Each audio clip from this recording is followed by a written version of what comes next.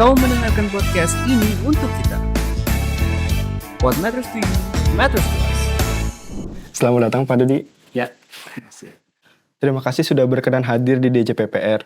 Hari ini kami bermaksud untuk menggali informasi dari Pak Dudi, selaku pegawai dari Direktorat Jenderal Perimbangan Keuangan, mengenai aspek-aspek pembiayaan kreatif di dalam hubungan keuangan antara pemerintah pusat dan pemerintah daerah atau bisa kita sebut HKPD.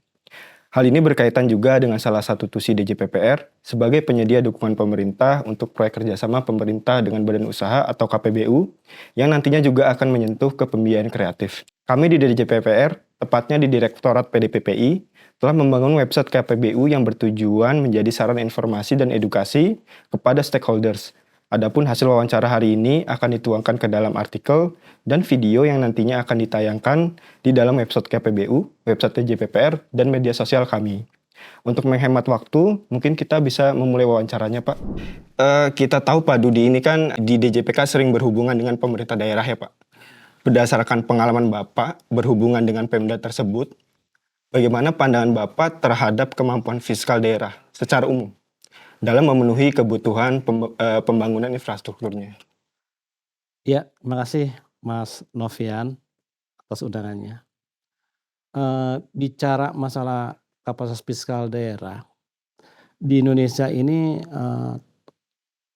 sangat tidak merata, ya, terutama untuk daerah-daerah luar Jawa. Bahkan secara nasional pun, kalau kita bandingkan dengan negara yang se-ASEAN aja ya, dengan Filipina, Singapura, Thailand, ya masih jauh Pak, masih jauh ya. Dan kami memang juga menghitung peta kapasitas fiskal daerah. Ya dari hasil penelitian kami memang kapasitas fiskal daerah, terutama untuk mendanai infrastruktur itu masih sangat minim. Ya. Apalagi misalnya kalau Pemda-Pemda di luar Pulau Jawa itu masih sangat kurang bagus lah. Seperti itu sih pengamatan kami. Berdasarkan penjelasan Pak Dudi tadi, menurut Pak Dudi, kira-kira Pak, apakah saat ini sudah cukup apabila Pemda tadi hanya menggunakan cara-cara biasa atau tradisional untuk mengadakan infrastrukturnya? Atau sebenarnya Pemda ini memerlukan cara-cara yang tidak biasa atau non-tradisional, Pak? Kira-kira pendapat Pak Dudi gimana ya, Pak? Nah ini Pak, saya sering ngobrol ya dengan Pemda, termasuk dengan pimpinannya nih, dengan Bupati, Wali Kota, maupun dengan perwakilan Gubernur. Kalau bicara masalah pendanaan, mereka itu selalu mengharapkan dana-dana yang gratis gitu. ya kalau di DJPI kan yang mengalokasikan transfer ke daerah ya mereka berharapnya dari DAU, DAK dan sejenisnya. Karena dengan dana sumber tersebut tidak ada beban tuh buat mereka untuk mengembalikan, juga untuk menjaga hubungan baik dengan Dewan ya. Karena kalau dengan Dewan kan kalau misalnya mengembalikan ya mereka akan repot ya. Sementara di luar dana-dana dari TKD yang kreatif itu pasti ada kewajiban untuk kembalikan. Ya kalau kita bicara jujur ya, kalau hanya mengandalkan TKD ya nggak akan maju daerah. Begitu-begitu aja gitu ya. Sehingga kalau menurut kami, ya mereka harus mau nggak mau harus memikirkan sumber-sumber dana yang lain di luar TKD, yaitu dana kreatif tadi ya, baik itu dalam bentuk pinjaman KPBU maupun juga penerbitan surat berharga seperti obligasi maupun sukuk. Cuma sekali lagi, buat sebagian besar Pemda, sumber-sumber dana kreatif itu sepertinya bukan pilihan yang utama. Itu pilihan yang terakhir gitu ya. Karena itu menyangkut nama baik dia, baik itu di Dewan maupun kepada masyarakat. Ya, seperti itu sih yang saya amati. Saat ini kan kita sudah tahu ya Pak, sudah diterbitkan Undang-Undang Nomor 1 Tahun 2022 tentang HKPD ya Pak. Ya. Nah, berkaitan dengan hal tersebut sebenarnya instrumen apa saja sih di Undang-Undang HKPD itu yang dapat digunakan Pemda untuk membantu pembiayaan pembangunan infrastruktur di daerahnya? Apakah di dalam undang-undang tersebut ada instrumen-instrumen untuk pembiayaan kreatif Pak? Ya, memang Undang-Undang Nomor 1 tahun 2022 ini yang HKPD itu adalah upaya pemerintah untuk memberikan terobosan. Kenapa saya sampaikan terobosan? Karena undang-undang tersebut, undang-undang HKPD itu hasil masukan dari berbagai pihak. Ya. Karena kan seperti diketahui bahwa pembiayaan kreatif itu hambatan utamanya rata-rata nih dengan dewan. Ya. Setiap daerah akan melakukan pembiayaan baik itu pinjaman maupun penerbitan surat berharga kan harus ada persetujuan dewan yang secara parsial gitu. Maka di Undang-Undang HKPD dan di RPP Harmonisasi Kebijakan Fiskal Nasional atau RPP HKFN itu diatur disederhanakan. Jadi persetujuan dewan itu dibahas pada saat pembahasan RAPBD. Ya. Besaran defisit berapa gitu ya yang akan ditutup melalui pembiayaan utang daerah. Ya. Kalau sudah disetujui, maka nanti kan akan diketok melalui Perda APBD, ya, dasar hukumnya. Nah selanjutnya kepala daerah atau Pemda mengeksekusi besaran defisit yang disetujui tersebut melalui pembiayaan utang daerah, apakah itu melalui pinjaman maupun obligasi maupun sukuk. Ini kita belajar di pemerintah pusat. Di pemerintah pusat pun di APBN seperti itu. Lebih simpel gitu ya. Itu masalah hubungan dengan dewan nih, lebih disederhanakan. Selanjutnya ada beberapa daerah dia merasa lebih nyaman kalau pembiayaannya itu sifatnya syariah ya, mengikuti ketentuan hukum Islam gitu ya. Contohnya Aceh dan beberapa daerah lain. Yang sebelumnya kan aspirasi Pemda itu kan belum bisa terpenuhi karena belum ada dasar hukumnya ya. Nah, melalui Undang-Undang HKPD dan RPP HKP itu sudah kita penuhi aspirasi beberapa Pemda tersebut. Jadi sekarang nih dengan terbitnya Undang-Undang HKPD bagi Pemda yang lebih nyaman melakukan pinjaman daerah berbentuk syariah sudah dimungkinkan. Nggak cuma konvensional saja ya. Selain itu juga bagi daerah yang lebih nyaman menerbitkan sukuk ya, seperti di pusat, itu juga sudah dimungkinkan.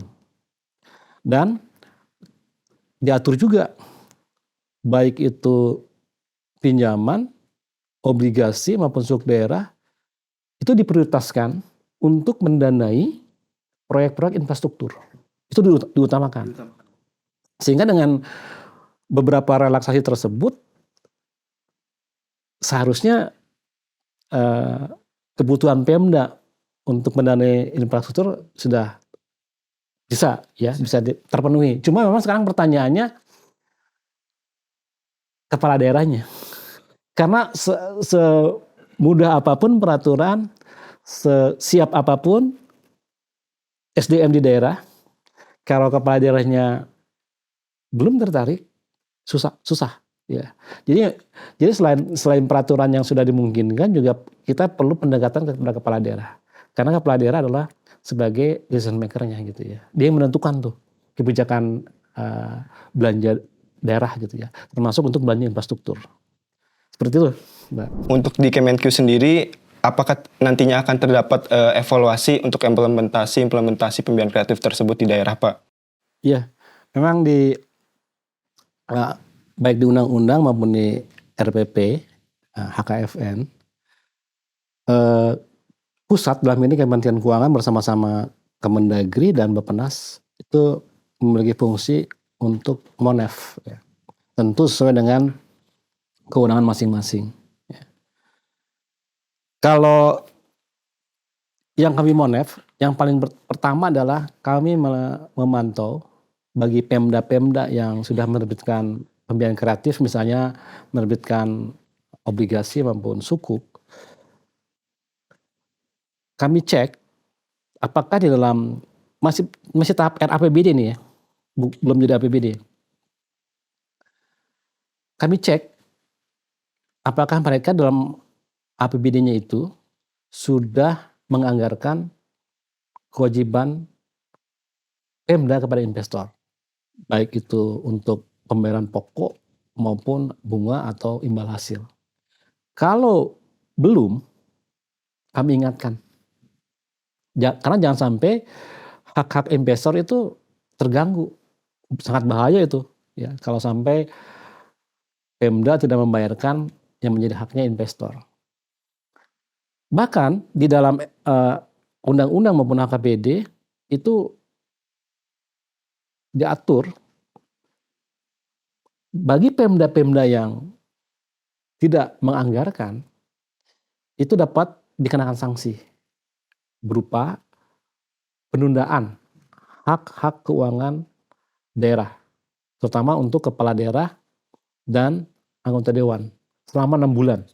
Selama 6 bulan ditunda tuh hak-hak keuangannya sampai mereka menganggarkan. Itu adalah upaya-upaya kami untuk memastikan atau untuk melakukan evaluasi terkait dengan kewajiban Pemda. Selain itu, kami juga evaluasi, nanti kami akan melakukan visit ya ke daerah untuk memastikan bahwa proyek-proyek yang didanai dari pinjaman maupun dari surat berharga itu sudah sesuai dengan usulannya mereka gitu ya. Tapi memang yang lebih detail sih itu BPK ya. Cuma kami hanya memastikan bahwa mereka sudah bekerja antara perencanaan dan pelaksanaan itu sinkron gitu ya. Tidak berbeda. Tapi sekali lagi Kementerian Keuangan, Kementerian Dalam Negeri maupun Bappenas akan melakukan Monep sesuai dengan tusinya masing-masing berbeda-beda. Tapi kami berkolaborasi gitu. Itu fungsi evaluasi dari pemerintah ya. Sebenarnya di Undang-Undang HKPD sendiri seperti apa sih klausulnya Pak? Kalau saya sekilas baca itu kan ada bagian terkait sinergi pendanaan ya Pak. Mungkin bisa dijelaskan terkait sinergi pendanaan dimaksud Pak? Iya nih, ini memang sesuatu yang baru nih di Undang-Undang HKPD mengenai sinergi pendanaan. Nah, konsepnya adalah ada sinergi pendanaan antara daerah dengan pusat maupun swasta. Ya. Selain itu, ini juga untuk mendorong Pemda agar mereka semakin bergairah nih untuk melakukan pembiayaan kreatif. Ya. Di Undang-Undang HKPD dan RPPHKFN mengenai pengaturan sinergi pendanaan memang nggak banyak tuh diatur. Cuma memang lebih didetailkan nanti di PMK. Jadi poinnya adalah bagi daerah yang akan melakukan pembiayaan baik itu berbentuk pembiayaan utang maupun KPBU itu dimungkinkan. Sekali lagi dimungkinkan, nggak dipaksa ya. Si daerah itu membuat perencanaan master plan gitu. Supaya bersinergi misalnya, supaya lebih optimal, di kawasan tertentu itu ada didanai misalnya pertama dari pinjaman atau obligasi atau sukuk atau KPBU. Ya. Sementara daerah lainnya atau titik lainnya, mereka mengusulkan ini didanai dari BAK. Kemudian yang lain lagi didanai dari belanja KL. Yang contoh misalnya ya, saya sering menyatakan begini, di daerah punya potensi kawasan wisata. Nah, supaya kawasan wisata itu menjadi optimal, banyak masyarakat dalam negeri maupun luar negeri mengunjungi, maka kawasan wisata itu pertama selain kawasannya dipercantik, ya, dibuat semenarik mungkin, juga akses ke kawasan itu nyaman, baik itu kondisi jalannya maupun transportasinya. Selain itu juga perlu didukung pusat bisnis. Kalau orang mau beli oleh-oleh, mau belanja, itu ada fasilitas yang nyaman. Selain itu, ya mungkin juga nanti ada kawasan-kawasan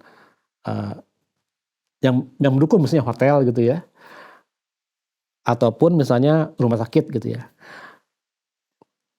Si Pemda nanti membuat master plan si daerah itu supaya lengkap gitu ya. Ada wisatanya, ada akses yang bagus, ada industri baik itu rumah sakit maupun bisnis gitu ya, dan lain sebagainya. Di master plan itu diusulkan mana yang didanai dari pembiayaan, mana yang didanai dari DAK, mana dari swasta, mana juga dari belanja KL. Nah, master plan tersebut tentu nanti dibahas di internal Pemda. Kalau sudah disepakati, ditetapkan oleh bentuknya nanti itu peraturan kepala daerah gitu ya, disampaikan kepada Kementerian Keuangan, Kementeri Keuangan. Nah, Menteri Keuangan dalamnya DJPK kami akan mempelajari master plan tersebut. Kemudian kami akan undang juga Bappenas, Kementerian Dalam Negeri, dan KL terkait, ya, supaya nanti dibahas bersama. Karena nanti kalau misalnya sudah disetujui gitu ya, ya nanti ada komitmen nih dari KL, dia akan mendanai apa yang diusulkan. Tentu bisa ditolak juga ya, atau dananya disesuaikan, dikurangi gitu. Nah, supaya ini menjadi pegangan atau komitmen, dalam pertemuan di tingkat pusat itu membahas master plan itu harus ada berita acara yang ditandatangani oleh pejabat berwenang. Ya. Karena bisa saja proyek yang didanai dari pembiayaan tadi itu dikerjakan tahun ini misalnya, tapi untuk DAK-nya tahun depan, untuk belanja KL-nya tahun depannya lagi. Jadi bisa tahun yang berbeda pelaksanaannya ya, dieksekusinya.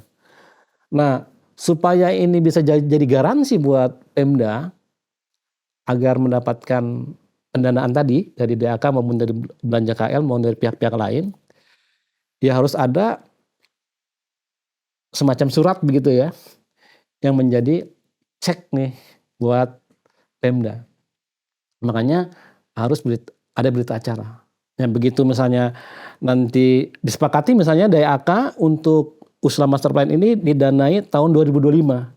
Nah, nanti pas pembahasan tahun 2025 itu udah dipastikan DAK untuk daerah ini, DAK tertentu ya sesuai dengan temanya, udah pasti dapat tuh dari itu. Kemudian jadi belanja KL misalnya tahun 2026 misalnya ya, hasil diskusi ini ya. Maka belanja KL komitmen tuh akan memberikan pendanaan untuk proyek yang sudah dibahas bersama di master plan tadi.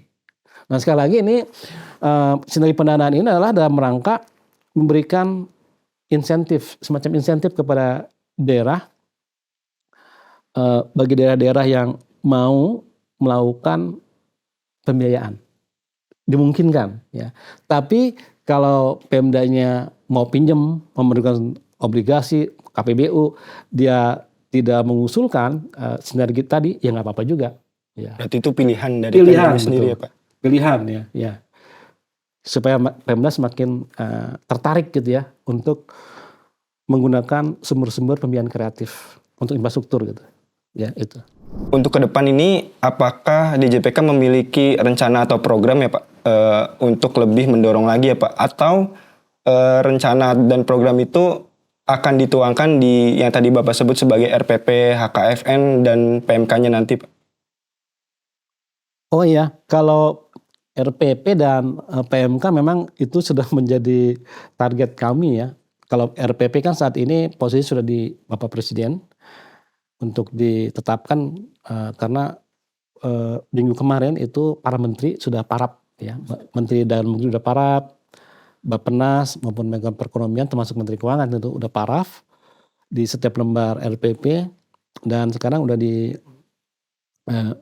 setnek untuk diproses ke Bapak Presiden. Ya target kami sih ya paling lambat mungkin September ini RPP itu jadi PP kan. Nah, turunan dari PP itu kan PMK. Kami juga sudah memiliki target bahwa begitu PP ditetapkan ya paling lambat 2-3 bulan itu PMK-nya sudah ditetapkan.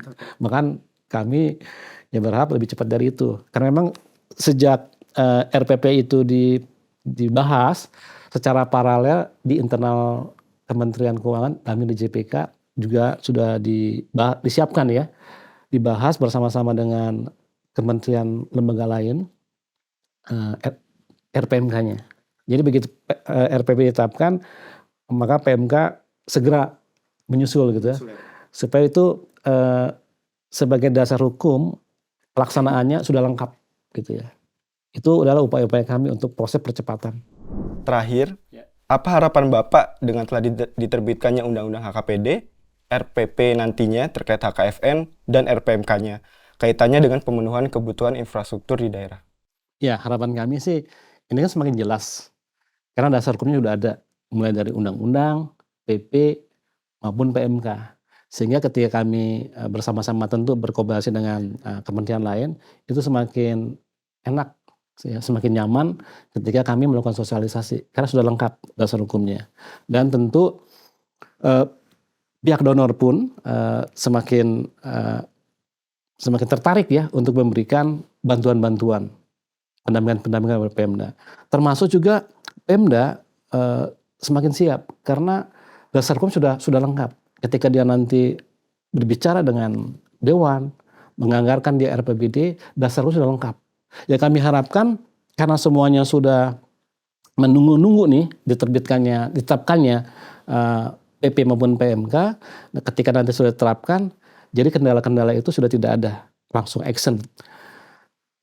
Ya kami sih bersama-sama dengan kementerian dan pihak donor semakin gencar untuk melakukan sosialisasi maupun pendampingan. Nah, saya harapkan nanti semakin banyak Pemda yang saat ini ragu-ragu, tabu untuk melakukan pembiayaan, nanti semakin terbuka.